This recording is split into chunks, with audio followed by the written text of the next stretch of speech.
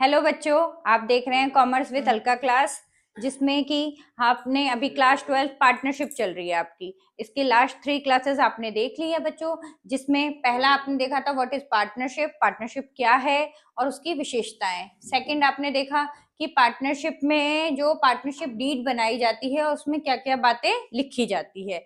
आज हम देख रहे हैं कि पार्टनरशिप में सभी साझेदारों के लिए खाते तैयार किए जाते हैं। जो खाते दो प्रकार के होंगे, एक होगा स्थायी पूंजी जिसको हम फिक्स्ड बोलते हैं, और एक परिवर्तनशील जो फ्लक्चुएटिंग कैपिटल। एक फिक्स कैपिटल और एक परिवर्तनशील फ्लक्चुएटिंग कैपिटल।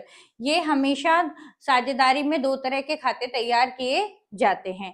ये आपके अति लघु में आएंगे, या तो अलग अलग से आ जाता है कि खातों साझेदारों द्वारा बनाए जाने वाले खातों का उल्लेख कीजिए। तो अति लघु में आप साझेदारों के पूंजी खाते को, स्थायी को डिफाइन करेंगे अलग से, और परिवर्तनशील को।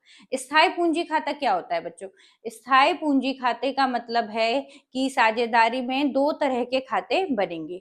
एक साझेदारों का पूंजी खाता, जिसमें सिर्फ साझेदार द्वारा कितनी पूंजी लगाई गई है उसका लेखा जोखा रखा जाएगा। दूसरा चालू खाता, जिसको हम बोलते हैं करंट अकाउंट। बाकी सारी चीजें, पूंजी के अलावा जो भी समायोजनाएं, जो भी एडजस्टमेंट होंगी व्यवसाय में, वो सारी चीजों का लेखा जोखा चालू खाते में किया जाएगा। उसके बाद परिवर्तनशील या फ्लक्चुएटिंग।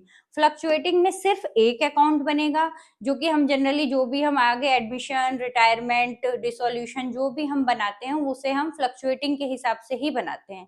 इसमें कैपिटल के साथ साथ जो भी एडजस्टमेंट होती है सारी चीजें एक ही अकाउंट में आ जाती है। इस वाले में दो अकाउंट नहीं बनाए जाते।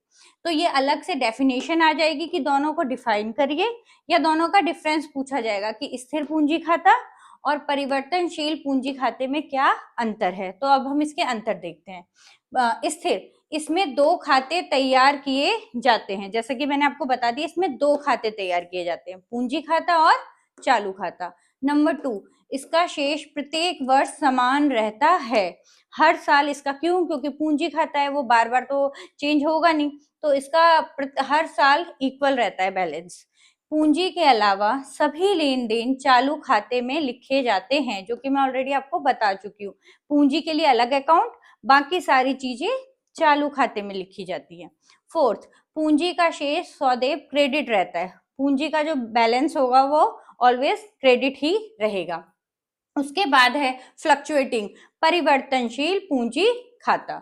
इसमें एक ही खाता तैयार किया जाता है, केवल एक अकाउंट, ठीक है, जिसमें कि सारी चीजें लिखी जाती हैं। कैपिटल और जो भी एडजस्टमेंट होती है वो सारी चीजें सिर्फ एक अकाउंट में ही लिखी जाती हैं। चाहे P&L में उसका हिस्सा है, चाहे रिजर्व फंड में है, चाहे कोई गुडविल लेके आया है, कोई गुडविल लेके जाएगा, सारी चीजें सिर्फ पार्टनर्स कैपिटल अकाउंट में दिखाई जाती हैं। इनमें प्रतिवर्ष शेष हर साल इसका बैलेंस चेंज होता रहता है। क्यों? क्योंकि गुडविल में चेंज आएगा, P&L में चेंज आएगा, डेप्रिसिएशन रिवॉल्यूशन अकाउंट जो हम बनाते हैं उसमें चेंज आएगा, उसकी वजह से इसका बैलेंस हर साल चेंज होता रहता है। सभी लेन देनों का लेखांकन पूंजी खाते में लिखे जाते हैं।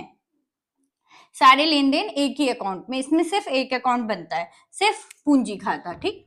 सब पूंजी का शेष सभी समायोजनाओं के बाद डेबिट व क्रेडिट हो सकता है। इसमें ओनली क्रेडिट है, और इसमें डेबिट और क्रेडिट, कभी डेबिट भी हो सकता है बैलेंस और कभी क्रेडिट भी। तो ये पूरा आपने पढ़ा कि साझेदार के पूंजी खाते क्या होते हैं, पहले आप उसको डिफाइन करेंगे और उनके बीच में अंतर। ओके बच्चों, तो ये टॉपिक आपका कंप्लीट हो गया है। अब आगे की वीडियोस देखने के लिए आगे आप गुडविल पढ़ेंगे, इसमें ख्याति, ख्याति के मूल्यांकन की विधियां, उन सबको पढ़ने के लिए मेरे चैनल को सब्सक्राइब करिए एंड लाइक करिए, जिससे आगे जितनी वीडियोस आएंगी वो आपके पास आ जाएंगी।